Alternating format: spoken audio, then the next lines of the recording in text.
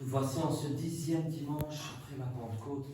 Et l'évangile d'aujourd'hui, l'évangile du pharisien et du publicain, me semble quelque part tellement évident que je ne sais même pas vraiment quoi vous dire. Je ne sais que vous dire. On va quand même essayer de reprendre cet évangile petit à petit, le décortiquer.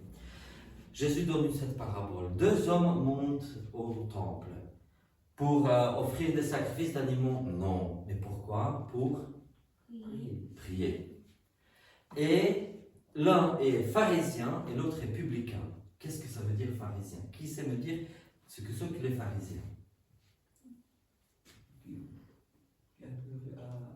Riche et faux. Voilà.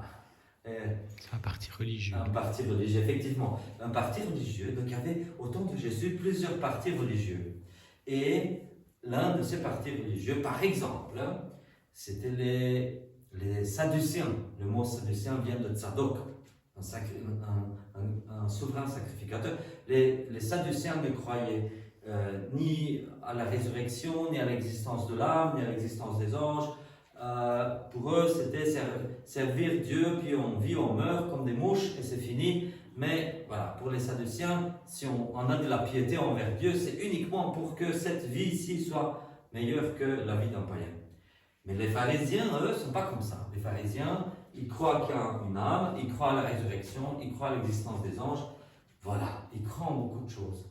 Mais, après, c'est les Esséniens qui croient aussi à la résurrection, etc. Mais les pharisiens, ils sont réputés pour, comme on vient de le dire, être faux, pour être riches et faux. C'est des gens qui accomplissent une chose à la lettre, pour l'amour de la lettre, non pas en esprit.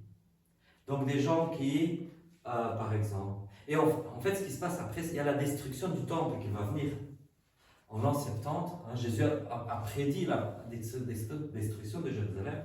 Et ce qui s'est passé, c'est que de tous ces partis religieux, il n'y en a que 2 qui ont résisté jusqu'à nos jours. Les chrétiens et les pharisiens. Et les pharisiens, encore de nos jours, quand vous voyez les juifs ashkénazes, avec les favoris, avec tout ça, suivre des trucs pour suivre.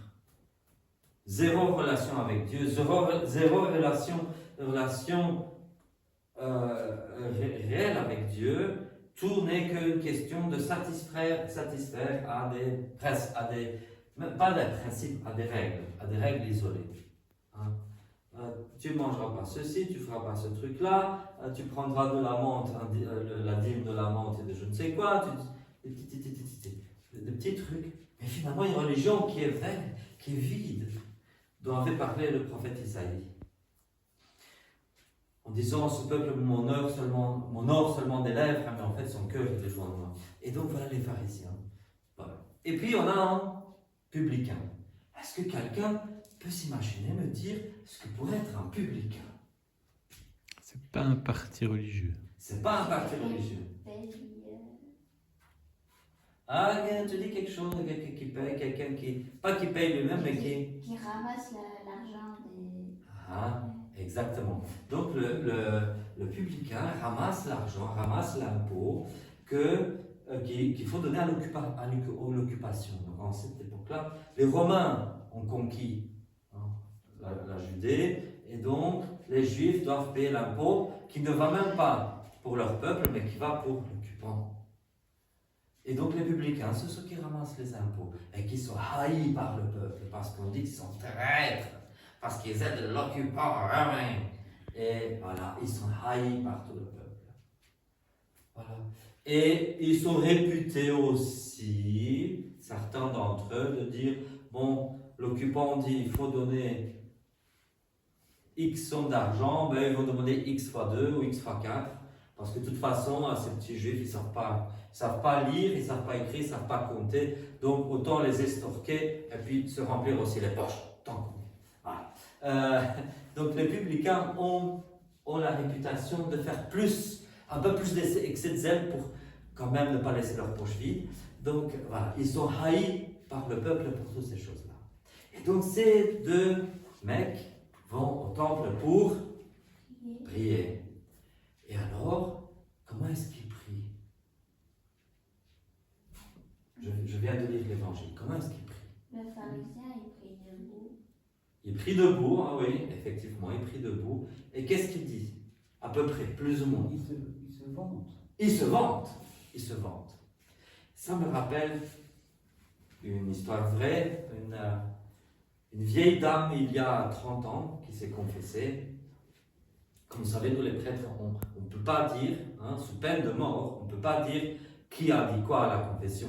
Mais quand ça reste anonyme et qu'on raconte à des gens qui ne sont pas susceptibles de connaître la personne, il arrive des anecdotes. Donc, à l'époque j'étais séminariste, des confrères qui racontent, un confrère qui raconte cette histoire d'une vieille dame qui serait allée à la confession et qui a dit « Je n'ai pas menti, je n'ai pas volé, je n'ai tué personne, je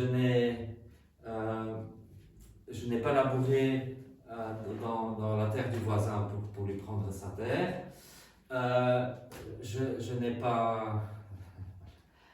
j'ai pas manqué l'église, j'ai pas manqué à la messe, voilà. » Et le prêtre qui a ajouté « Et autre chose, ah non, je ne me souviens pas d'autres péchés. »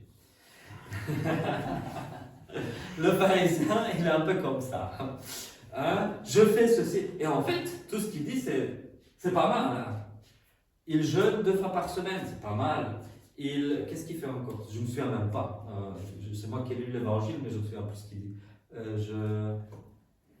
Qu'est-ce qu'il dit encore? Il parle de la dîme. Il parle de la dîme, il donne la dîme, tout ça. Enfin, il dit plein de bonnes actions qu'il fait. Et surtout, il dit merci Seigneur, parce que moi je suis meilleur que les autres. Et je ne sais pas comme. Le républicain. Républicain, voilà. Voilà, il se vante. Et le publicain, qu'est-ce qu'il dit? Moi aussi je jeûne 3 fois par semaine. C'est ça qu'il dit? Non, qu'est-ce qu'il dit? Il remercie le Seigneur qu'il est comme il est. Il dit Dieu ait pitié de moi qui suis un pécheur. Court et concis. Court et concis. Et il ne va pas non plus faire une grande liste de péchés. Quand les gens ont du mal à aller à la confesse parce qu'ils s'imaginent qu'on va faire l'interrogatoire de police de la KGB. Non. Et souvent, je vous raconte une autre histoire. Une vieille dame qui habite en Provence va à Paris parce que tous les ans, une fois par an, on va célébrer la messe pour son mari défunt. Et elle va à Paris et le prêtre qui doit célébrer la messe est malade. Et elle ne peut pas voir cette messe annuelle. Et puis, elle entre au hasard dans une église. Et elle voit un prêtre. Et elle lui dit est-ce que vous pourriez célébrer la messe pour mon mari défunt parce que voilà, mon prêtre n'est pas là, etc. Et le prêtre lui dit revenez demain matin. Et en plus, demain je vous confesserai et vous communierez. Elle est étonnée. Toute la nuit, elle a mal dormi. Parce qu'elle s'est dit mon Dieu, sur quoi il va m'interroger? Je ne me suis jamais confessé de ma vie. Qu'est-ce qui va se passer? Tout ça. Et puis elle va à la confesse. Et vous savez ce que le prêtre lui a posé comme question à la confesse? Madame, est-ce que vous regrettez tous vos péchés? Elle a dit oui, je vais vous donner l'absolution. Le prêtre ne lui a même pas posé de question. Mais une seule question. Est-ce que vous regrettez à quelqu'un qui ne s'était jamais confessé toute sa vie? Parce qu'aller à la confession, ce n'est pas nécessairement faire l'interrogatoire de la KGB, c'est finalement faire comme ce mec. Dieu ait pitié de moi qui suis un pécheur. Bon, ça ne veut pas dire que vous n'aurez jamais une petite question que vous confesserez pour vous aider, mais ce n'est pas un interrogatoire. Et donc, c'est ça. C'est aller à la confession. Peut-être qu'on oublie des choses, sans le faire exprès, bien sûr. Mais l'essentiel, c'est la pénitence et la conversion. Parce que quand on se reconnaît, on ne regarde pas tous les biens qu'on a fait, mais on regarde, même si c'est en une seule phrase, tout le mal qu'on a fait. Et c'est ça. Parce que, et la conclusion de Jésus, toute personne qui s'élèvera sera abaissée. Celle qui s'abaisse sera élevée. Voilà. Nous ne devons pas avoir peur de nous rabaisser devant Dieu. Nous n'avons pas peur de nous humilier devant Dieu et de reconnaître nos fautes. Ici à la messe, nous avons fait le confiture. D'abord le prêtre. C'est quoi le confiture? C'est très intéressant.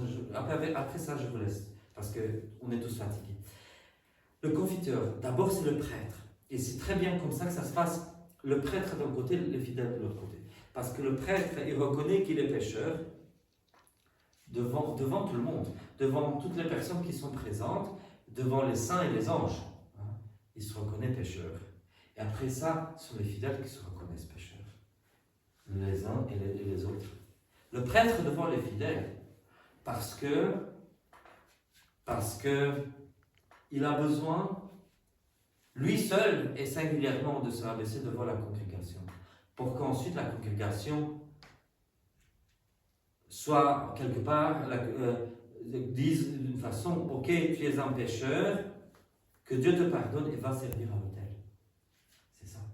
Le prêtre ne vient pas en disant, regardez-moi, j'ai de longues robes, des anneaux, je suis quelqu'un, je jeûne 2 fois la semaine, je prie plus que vous tous, pauvres pécheurs. Non, on n'est pas là pour faire ça. On est là pour dire,